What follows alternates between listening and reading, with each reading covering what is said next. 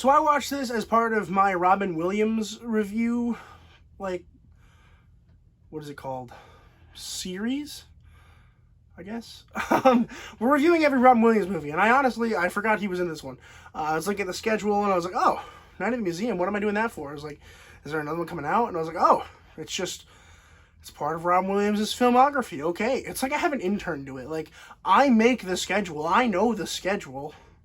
I'm the only one running the channel. I don't know why I was so surprised, but I was like, Night at the Museum? Okay. Here it is.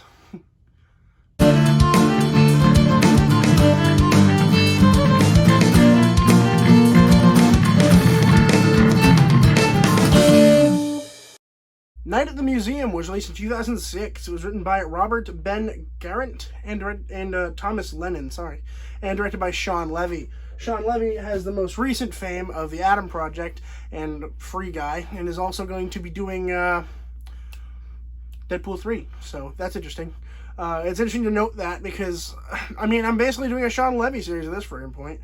I do like his directing style, to be fair, so I'd be okay with that. But we're doing Tim Burton for our director right now, so we're going to stick with that. But Night at the Museum.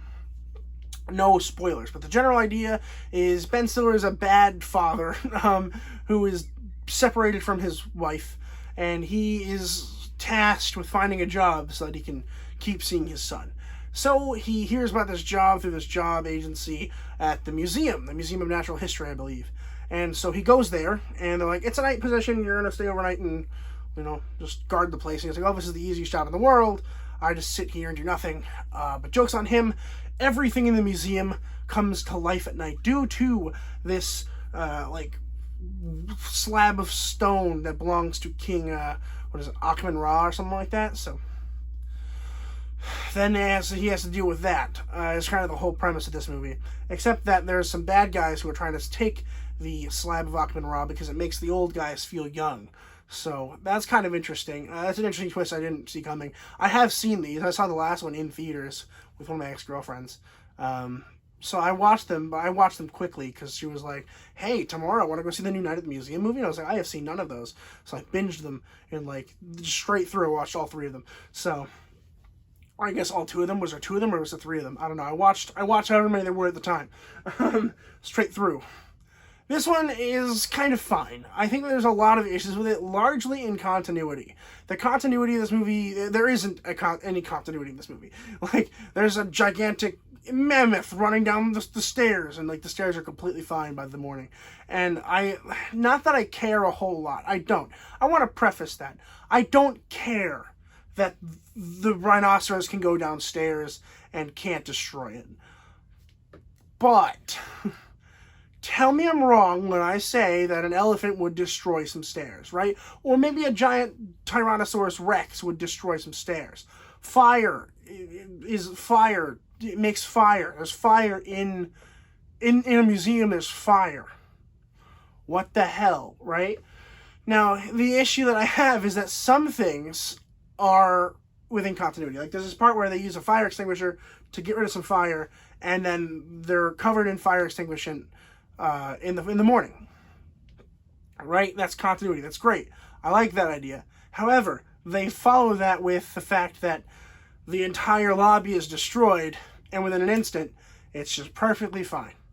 And that's bullshit. That's where I cross the line. That's where I'm like, nope, you have to pick one, right? If nothing followed continuity, great. That's probably fine. I would probably be able to be like, okay, that's fine. But you can't tell me that is on purpose, because I know the fire retardant bit is in there, and that stays over into the morning. So everything else should also stay into the morning. Or maybe they just say, oh, he fixed it.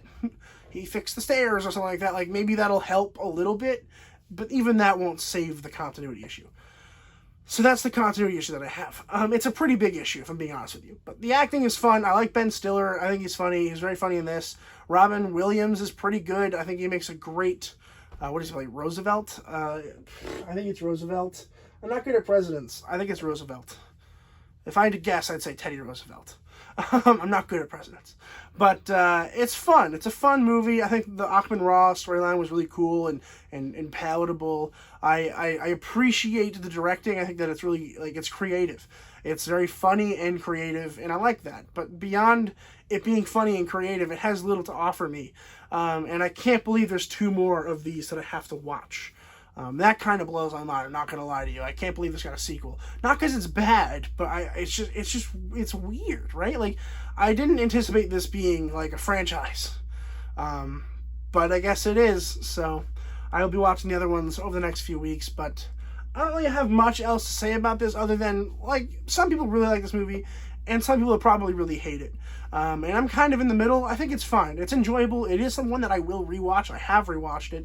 It's fun. It's a very fun, lighthearted movie if you can look past the continuity errors and just the silliness of the plot and the silliness that is Dick Van Dyke.